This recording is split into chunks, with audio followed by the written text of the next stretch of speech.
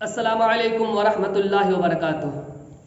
الحمد للہ نحمده ونستعینه ونستغفره ونؤمن به ونتوکل علیہ ونعوذ باللہ من شرور انفسنا ومن سیئات اعمالنا، من يهده الله فلا مضل له ومن يضلل فلا هادي له، ونشهد ان لا الہ الا اللہ واشهد ان محمدا عبده ورسوله، اما بعد۔ اعوذ باللہ من الشیطان الرجیم، بسم اللہ الرحمن الرحیم۔ یا ایھا الذین آمنوا قوا انفسکم واہلیکم نارا وقودها الناس والحجارہ علیہا ملائکۃ غلاظ شداد لا یعصون اللہ ما امرهم ویفعلون ما یؤمرون۔ وقال النبی صلی اللہ علیہ وسلم علی کلکم راع وکلکم مسئول عن رعیتہ۔ تمام قسم کی تعریف، توصیف، کبریائی، بڑائی اس وحدہ لا شریک خالق کائنات مالک الارض و سما کے لیے ہے جو ساری کائنات کا پالنہار ہے۔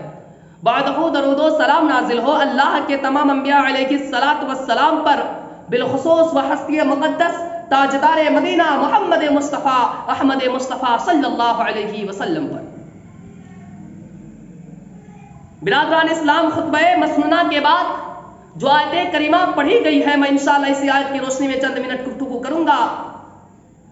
تو آئیے میں اللہ رب العالمین سے دعا کروں کہ اللہ ہمیں حق بات کہنے اور آپ تمامی لوگوں کو حق بات سننے اور کہنے اور سننے سے زیادہ عمل کرنے کی توفیق عطا فرما، آمین۔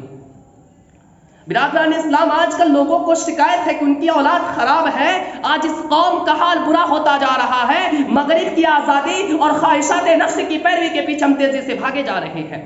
بیٹی نرس بننے گئی تھی، ڈاکٹر بننے گئی تھی، ایئر ہوسٹس بننے گئی تھی، مگر اپنے غیر مسلم عاشق کے ساتھ فرار ہو گئی۔ آج چند سالوں سے ایسی خبریں روزانہ اخبارات اور سوشل میڈیا کے اندر پڑھنے اور سننے میں آ رہے ہیں کہ فلاں کی لڑکی تھی، اپنے غیر مسلم عاشق کے ساتھ فرار ہو گئی۔ میرے عزیز ساتھیوں، معاملہ دھیرے دھیرے گمبھیر ہوتا جا رہا ہے اور مسلمان لڑکیاں اپنے غیر مسلم عاشق کے ساتھ فرار ہوتی جا رہی ہیں۔ میرے عزیز ساتھیوں، آج کل لڑکے اور لڑکیوں کا بگاڑ عام ہو گیا ہے۔ شاعر نے جس قومی درد کو محسوس کیا تھا، آج وہ خون کا خطرہ بن کر آج ہماری آنکھوں سے ٹپک رہا ہے۔ میرے عزیز ساتھیوں، آج مسلمان گھر کی لڑکیاں، آج ہمارے گھر کی لڑکیاں اسکول اور کالج سے اپنے بوائے فرینڈ اور اپنے عاشق کے ساتھ فرار ہو جاتی ہیں، تو کوئی اپنے پڑوسی یا رشتہ دار کے جھانسے میں آ جاتی ہے اور کہیں نہ کہیں جا کر پھر وہ کورٹ میرج کر لیتے ہیں۔ ماں باپ کے سارے خواب بکھر جاتے ہیں، ان کا اعتماد مجروح ہو جاتا ہے اور معاشرے میں سر جھکا کر چلنے پر مجبور ہو جاتے ہیں۔ اور بے غیرتی کا حالت تو یہاں تک ہے کہ مسلمان گھر کی لڑکیاں اپنے عاشق کے ساتھ، اپنے بوائے فرینڈ کے ساتھ فرار ہو جاتی ہیں اور اپنے ماں باپ تک کو پہچاننے سے انکار کر دیتی ہیں۔ جا کر دیکھ لو، عدالت کا کمرہ ہے، جج صاحب فیصلہ سناتے ہیں، میاں بی بی راضی تو کیا کرے گا قاضی، لڑکی بالغ ہے، اسے اپنے پسند کا شوہر چننے کا پورا اختیار ہے۔ میرے عزیز ساتھیوں، لڑکی کو پڑھایا لکھایا یہی بدنامی کے لیے، اسے اعلیٰ تعلیم دلوائی یہی رسوائی کے لیے، اپنی خواہشوں کا گلا گھونٹ کر اس کی تمام تمنائیں پوری کی یہی رسوائی کے لیے۔ لڑکی عدالت کے کمرے میں جواب کیا دیتی ہے؟ مجھے ماں باپ کی پرواہ نہیں۔ ماں گھر بیٹھے بیٹھے آنسو بہا رہی ہے، محلے کی عورتیں آتی ہیں، کچھ دلاسے دلا رہی ہیں، لیلا اور مجنون کی کہانیاں سنا رہی ہیں، اور بیٹی عدالت کے کمرے میں جواب کیا دیتی ہے؟ مجھے ماں باپ کی پرواہ نہیں، میں اسی کے ساتھ خوش ہوں، میرے خوابوں کا شہزادہ ہے۔ عشق میں پاگل ہو گئی ہیں آج کل کی لڑکیاں، نہ عقل کا استعمال کرتی ہیں نہ شکل دیکھتی ہیں، اور اپنے بوائے فرینڈ کے ساتھ، اپنے غیر مسلم عاشق کے ساتھ شادی نہ ہونے پر پھر خودکشی کا شکار ہو جاتی ہیں۔ تو میرے عزیز ساتھیوں، آخر آج اللہ کی رحمت کہلانے والی بیٹیاں آخر آج زحمت کیوں بن رہی ہیں؟ اور جب ان کا عاشق کچھ دن رکھنے کے بعد پھر چھوڑ دیتا ہے، تب جا کر لڑکیوں کا عقل ٹھکانے آتا ہے۔ اگر گھر والے دوبارہ قبول کر لیں تو ٹھیک ہے، ورنہ پھر کوٹھے والی بن جاتی ہیں۔ یعنی ہر طرف سے نقصان انہیں عورتوں کا ہے۔ تو میرے عزیز ساتھیوں، آخر اس بغاوت کی وجوہات کیا ہے؟ اس کا کیا علاج ہے؟ کن غلطیوں کی وجہ سے ماں باپ کو ایسا دن دیکھنا پڑتا ہے؟ اور شادی شدہ عورتیں بھی آج اپنے بوائے فرینڈ کے ساتھ، اپنے عاشق کے ساتھ فرار ہو رہی ہیں، اور زیادہ تر عورتوں کی عزت رشتہ دار والے لوٹتے ہیں۔ کوئی کرایہ دار کو لے کر بھگ رہی ہے تو کوئی اپنے شوہر کے دوستوں کو لے کر بھگ رہی ہے۔ تو آخر اس بغاوت کی وجوہات کیا ہے؟ اس کا کیا علاج ہے؟ کن غلطیوں کی وجہ سے ماں باپ کو ایسا دن دیکھنا پڑتا ہے؟ میرے عزیز ساتھیوں، لڑکیوں کی بغاوت کا جو سب سے پہلا وجہ ہے، والدین کی کوتاہی ہے۔ والدین اپنی ذمہ داری کو محسوس کریں، اور مجھے ایک بہت ہی پیاری حدیث یاد آ رہی ہے، الا کلکم راع وکلکم مسئول عن رعیتہ، کہ تم میں سے ہر شخص ذمہ دار ہے، اور اس کی ذمہ داری کے بارے میں کل قیامت کے روز سوال کیا جائے گا۔ اس حدیث سے بات واضح ہوتی ہے کہ ذمہ داریوں سے کوئی آزاد نہیں ہے۔ گھر کی تعلیم اور بچوں میں اسلامی ماحول پیدا کرنا، گھر میں اسلامی ماحول پیدا کرنا، یہ والدین کی ذمہ داری بنتی ہے. اور یقین مانو میرے عزیز ساتھیوں، اگر والدین کوتاہی کرتے ہیں تو کل قیامت کے روز ان کی پکڑ ہوگی. میرے عزیز ساتھیوں، بچوں کی 5 سال کی مدت دیکھنے میں بہت مختصر معلوم ہوتی ہے، لیکن تجربہ بتاتا ہے کہ اس مرحلے میں یعنی بچپنے میں کی گئی تربیت کا آئندہ زندگی میں بہت زیادہ اثر پڑتا ہے. اور محمد رسول اللہ صلی اللہ علیہ وسلم کا فرمان ہے کہ یا ایھا الذین آمنوا قوا انفسکم واہلیکم نارا وقودها الناس والحجارہ علیہا ملائکۃ غلاظ شداد لا یعصون اللہ ما امرهم ویفعلون ما یؤمرون. کہ ایمان والو، تم اپنے آپ کو اور اپنے گھر والوں کو، اپنی فیملی اور اپنے پریوار کو اس آگ سے بچاؤ جو آگ پیٹرول سے نہیں جلے گی، جو آگ بورسین سے نہیں جلے گی، جو آگ مٹی کے تیل سے نہیں جلے گی، بلکہ جو آگ انسانوں اور پتھروں سے جلے گی.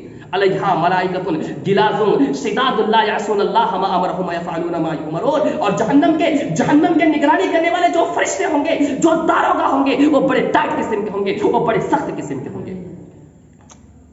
تو میرے عزیز ساتھیوں، آپ اپنے بچوں کی صحیح خطوط پر تربیت کریں. اور تاریخ کے ہر دور میں مسلمانوں نے اپنے بچوں کی تربیت پر بہت ہی زیادہ توجہ دی، خود بھی کوشش کی اور تربیت کے لیے استاد مقرر کر دیا. لیکن آج معاشرے میں دیکھا جاتا ہے کہ اکثر حضرات اپنے کام دھندوں سے چھٹی کے بعد اپنے وقت کو سڑکوں پر، ہوٹلوں میں، پارکوں میں گزار دیتے ہیں. میرے عزیز ساتھیوں، اگر آپ اپنی اسی قیمتی وقت کو اپنے بچوں کی تربیت کے لیے دیں تو یہ بچہ آگے چل کر آپ کے لیے فخر کا باعث بنے گا، نیز بڑھاپے اور پریشانیوں کے وقت آپ کے کام آئے گا. بڑے افسوس کے ساتھ کہنا پڑتا ہے، اللہ کی قسم میرے عزیز ساتھیوں، آج یہ بات کہتے ہوئے دل خون کا آنسو رو رہا ہے کہ آج مسلمان گھر کی لڑکیاں اسکول اور کالج میں کچھ ظاہری ٹپ ٹاپ میں آ جاتی ہیں اور غیر مسلموں کے ساتھ، اپنے پرانے بوائے فرینڈ کے ساتھ، اپنے عاشق کے ساتھ فرار ہو جاتی ہیں. میرے عزیز ساتھیوں، حالانکہ آج عورتوں کو ام سلیم رضی اللہ عنہا کے اس واقعے کے اوپر غور کرنا چاہیے. ام سلیم کے پاس مدینہ کے کروڑ پتی انسان ابو طلحہ انصاری نے نکاح کا پیغام بھیجا. اس وقت ابو طلحہ انصاری جو تھے کافر تھے. غور سے سنیے میری بات کو. ابو طلحہ انصاری نے ام سلیم کے پاس نکاح کا پیغام بھیجا. ام سلیم کہتی ہے کہ نہیں ابو طلحہ، میں مسلمان ہوں، میں ایمان والی ہوں، اور ایک مسلمان لڑکی کی شادی کسی کافر کے ساتھ نہیں ہو سکتی. ٹھیک ہے ابو طلحہ، اگر تم شادی کرنا ہی چاہتے ہو تو آپ مسلمان ہو جائے، آپ ایمان لائے، میں آپ سے نکاح کر لوں گی. چنانچہ میرے عزیز ساتھیوں، اللہ تبارک و تعالیٰ نے حضرت ابو طلحہ انصاری کے دل کو ہدایت کے لیے کھول دی. ابو طلحہ انصاری نے ایمان لائے اور انہیں سلیم اپنا وعدہ نبھاتی ہیں اور ان کے ساتھ شادی کر لیتی ہیں. تو میرے عزیز ساتھیوں، اس حدیث سے بات واضح ہوتی ہے، اس واقعے سے بات واضح ہو رہی ہے کہ مسلمان لڑکی کی شادی کسی کافر کے ساتھ نہیں ہو سکتی.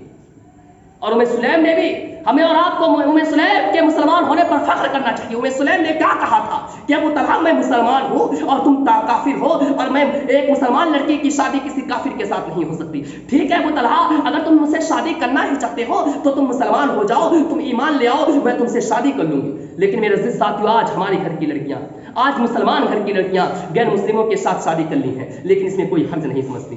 جبکہ میرے عزیز ساتھیوں، ایسی شادی ناجائز شادی ہے. اگر مسلمان لڑکی نہیں تو مسلمان لڑکی ہے تو مسلمان لڑکا بھی چاہیے. اگر مسلمان لڑکا ہے تو مسلمان لڑکی بھی چاہیے، یعنی دونوں کا ایمان والا ہونا ضروری ہے.